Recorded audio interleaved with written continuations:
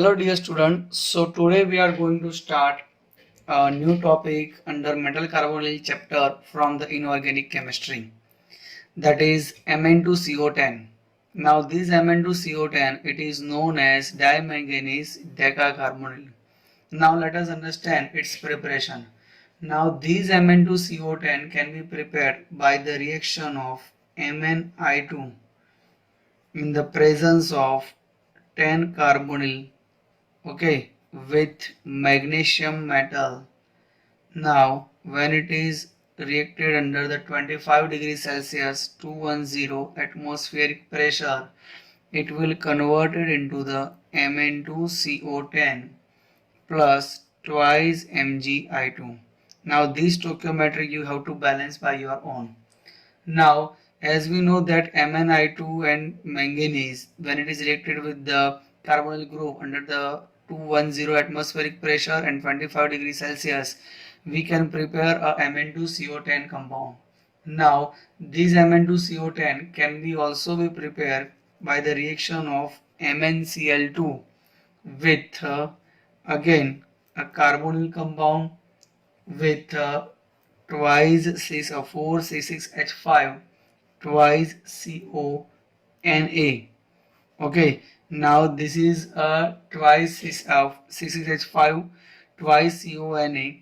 When it is reacted with the 165 degrees Celsius 140 atmospheric pressure, it is converted into the Mn2CO10 plus 4 C6H5 twice CO plus, that is 4 NaCl compound. Okay, now this is our byproduct, that is 4 NaCl. Now here we are having a C6H5 twice CO. Now this is known as diphenyl ketone compound. Okay, now this is known as diphenyl ketone compound. Now when we are having Na, that is CONA, so that is the salt formation. Now when it is reacted with the MnCl2 in presence of carbonyl compound, it is converted into the Mn2CO10 by the removal of the diphenyl ketone as well as the NaCl. Okay, now let us understand its properties. Now Mn2CO10, now let us start with its properties. Now these properties can be second part of this theory. So that is the properties. Okay, now Mn2CO10, that is the golden yellow crystalline substance. Okay, the nature, or we can say the color of the compound, that is golden yellow crystalline compound. Okay, now the melting point, that is having 155 degrees Celsius. It is soluble in organic solvent. Okay, now it is soluble in organic solvent.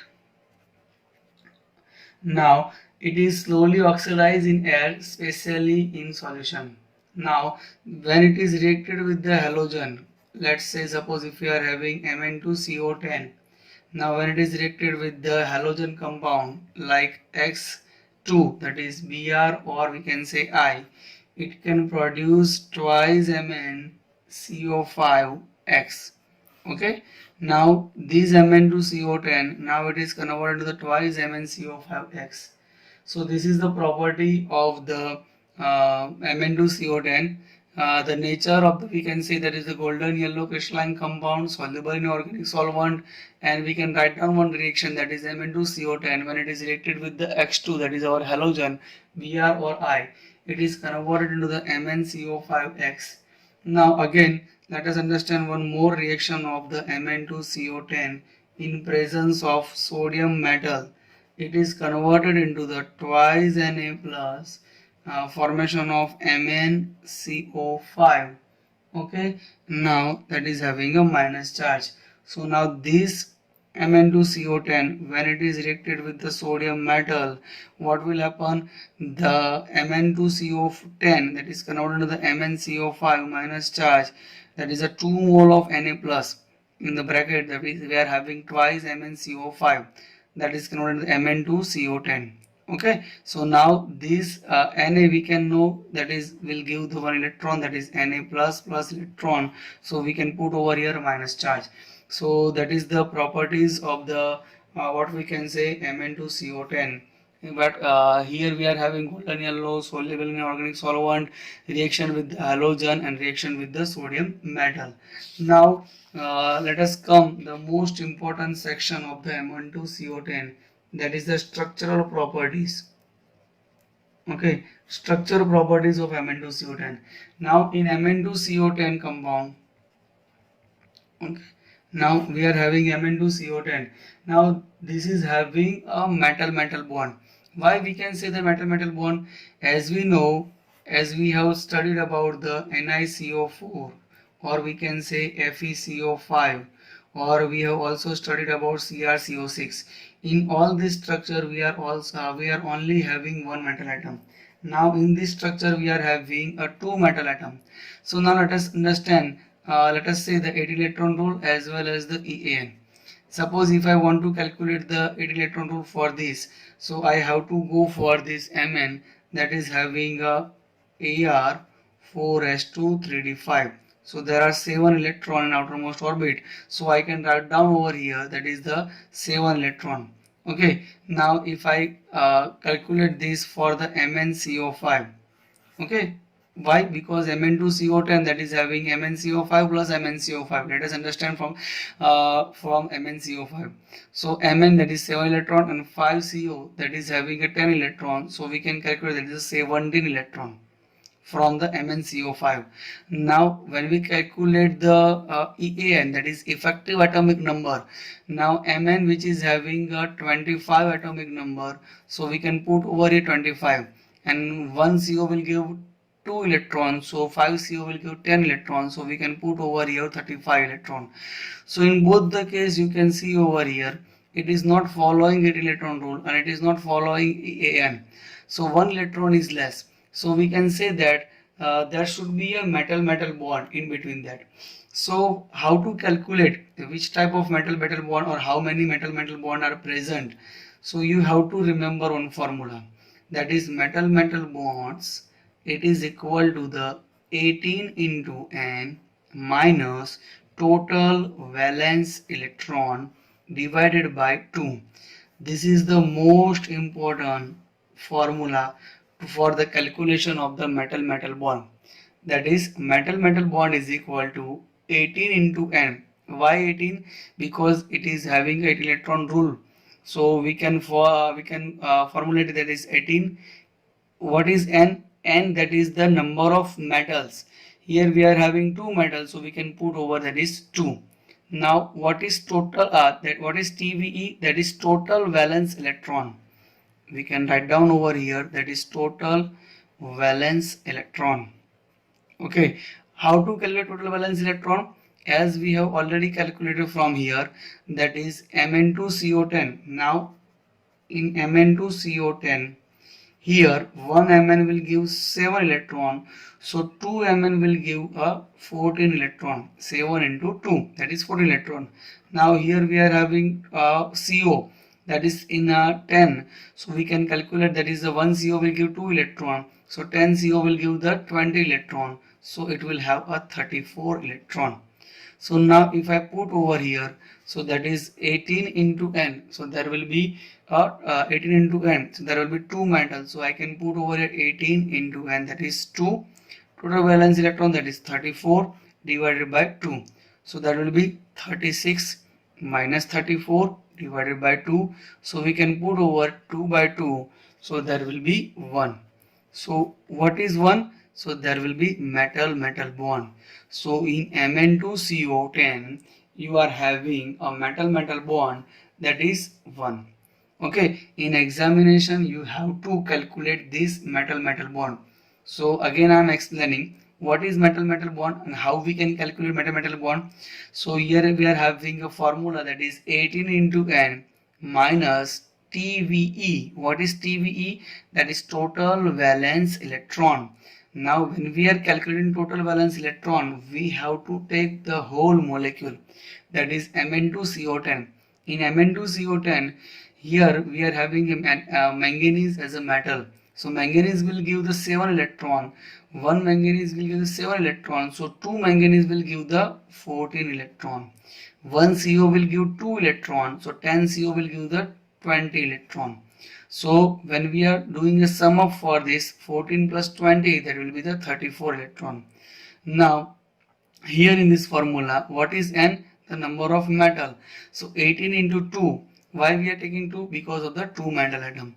Here minus 34. What is 34? That is total valence electron from the Mn2CO10 divided by 2. When we are doing this calculation, we can find out that there will be one metal-metal bond. In your material or in your book, you will not find this type of formula. So when we are studying inorganic chemistry at higher basis in MSc level, you are having this formula, that is metal-metal bond, and how to calculate metal-metal bond. Now this metal-metal bond calculation you have to apply when there is a more metal atom. Okay, when we are having a two metal atom or two or more metal atom, then we have to calculate the metal-metal bond. You cannot calculate the metal-metal bond here. Why? Because there is only one metal atom. In this we are having two metal atom, so we can calculate metal-metal bond. Now let us understand it's a structural formula. So now let us draw one formula for the metal-metal bond. So that is Mn2CO10. Now this Mn2CO10, how we calculate the Mn2CO10? So in Mn, here we are having that is Ar 4s2 3d5. Now that is the electronic Ar 4s2 3d5. So that is the electronic configuration of the manganese. Now when we are writing the formula, that is 3d, here we are having 4s orbital, here we are having 4p. So now let us start from the 3d orbital, that is 1 2 3 4 and 5. Here we are having 4s, this is our 4p orbital, so we can put over here, that is 3. Okay, 3 cell, here 1 cell, here we are having a 5 cell. Now this is the structure when we are having a metal in a free state. So when we are having manganese as a free state, we can put down over here, that is the 3d, 4s and 4p. Now let us fill the electron from here. In 4s there are 2 electrons, so we can fill over here, that is 2 electron.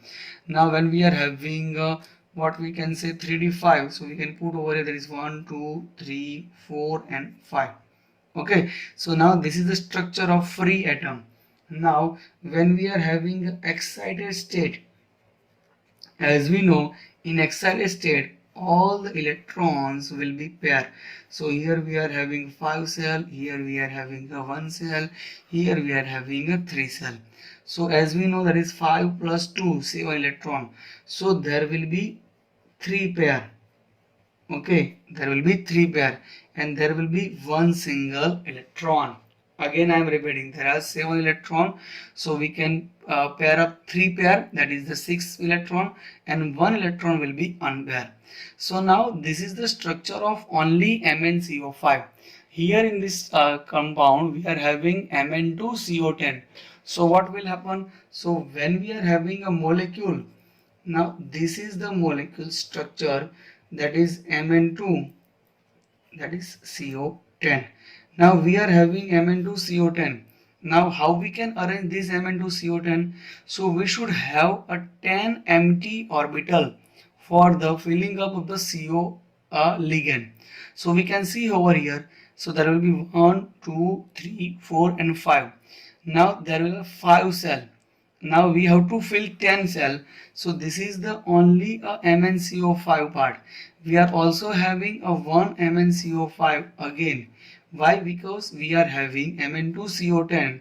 If we are calculating for Mn2CO10, we can also put down over here, that is MnCO5 and this is MnCO5. Okay, now we are having MnCO5 and MnCO5. I have put down over here, that is MnCO5 for the one time. I have to calculate for MnCO5 again. So I have to arrange this orbital like such a way, that is Mn2CO10. So there will be the MnCO5 again. So I am putting over here, that is MnCO5. So there will be 10 empty space for the CO ligand. So I can write down over here 1 CO, second, third, fourth, fifth, sixth, 7, 8, 9 and 10. Okay, so there are 10 cell that is filled for the Mn2CO10. So now here we are having one unpaired electron and here also we are having one unpaired electron. So what it suggests? It suggests that there will be one metal-metal bond. So here we can write down over here.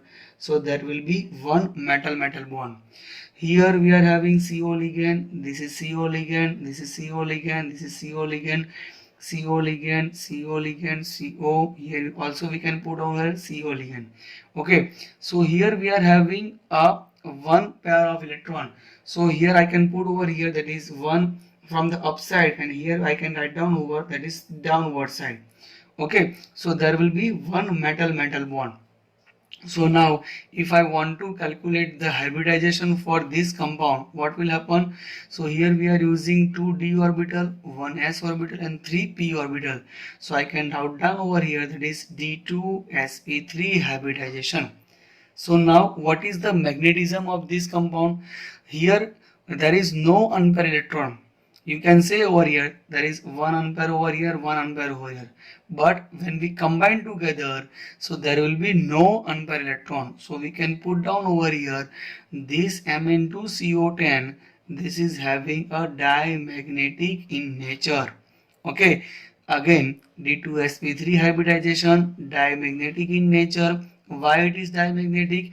Both the electron will be pair over here, so there will be no unpaired electron. So I can write down over here, so there will be the Mn2CO10. This is having a diamagnetic nature. Again, D2sp3 hybridization, which is having a octahedral shape. This is having a octahedral shape, that is the D2sp3. Okay, again I am explaining this part because this is the most important part of the Mn2CO10 compound. Okay, in examination you can ask the long question, that is write a short note on Mn2CO10. Okay, so now again I am explaining. First of all, you have to write down the free atom structure of Mn. So there will be the Mn, that is 4s2 3d5. So I am putting over here 3d5 and 4s2. This is 4s2 and 3d5. Now when it is excited state, what will happen? This whole electron will be pair up. So there are 7 electrons, so it will pair up with the 3 pair, and 1 electron will be unpaired. So now this is the structure of only MnCO5. I have to suppose write down a structure for Mn2CO10. So I have to write down another structure of MnCO5. So what I have to do, again I am writing this structure, copy and paste over here, that is the 3d5, 4s2 and 4p. Okay, that is the 3d5, here we are having 4s2, here we are having 4p0. Again they are pair up, so we are having this type of structure. So there will be the 3 pair of electron and 1 will be the unpair. So here I am looking over here, so there will be the 10 empty space, and also we are having a 10 ligand. So I have to put over here 1, 2, 3, 4, 5, 6, 7, 8, 9 and 10. So again I have to fill CO ligand over here. Here we are having one unpaired electron, here also we are unpaired electron. So this is a one Mn, this is another Mn. When both are joined together, so there will be no unpaired electron. This is the one unpaired electron from the MnCO5. This is one electron from the MnCO5. When both are combined together, so there will be no unpaired electron. They are pair up. Okay, so now here I can put over here, that is MnCO5. So there will be having Mn2CO10. Now this is having a D2sp3 hybridization. There is no unpaired electron, so I can write down over here. So there will be the dimagnetic in nature. And D2sp3, this is having a octahedral shape. Okay, so now this is the Mn2CO10, that is the hybridized formation. Now let us draw the structure of Mn2CO10. So as we know that we are having MnCO5, so I can write down over here first of all, that is MnCO5. So this is the MnCO5 structure. So I can write down over here, that is MnCO5. Okay, so here I am putting over here, that is MnCO5.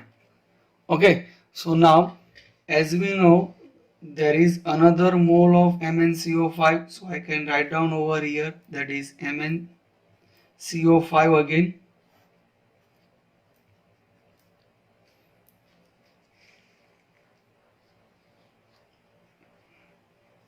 Okay, again I am writing over here, so that is C triple bond O, so there will be C triple bond O over here.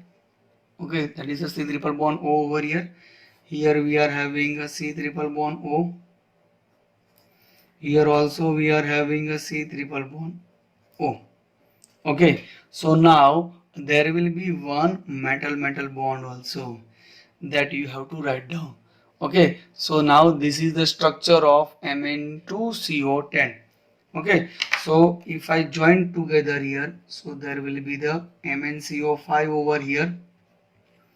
Okay, here also we are having MnCO5. Okay, now let us combine together. So this is the structure of MnCO5. So now this is the octahedral shape. Now remember that you do not have to show the dotted line towards here. That is C triple bond O and Mn. C triple bond O and Mn.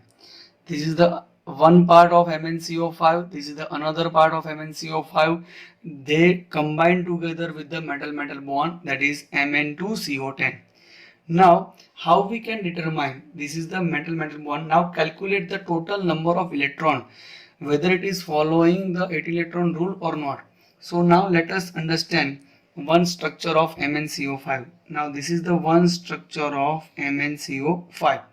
Now if I want to calculate the 8 electron rule calculation, let us say MnCO5.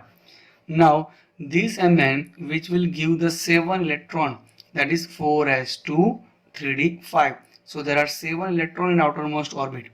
Now plus here we are having 1 CO that will give the 2 electrons. So 5 CO will give the 10 electron. So there will be the 17 electron. Now which is having a 7 electron. Now how we can follow, how we can say that this structure is stable.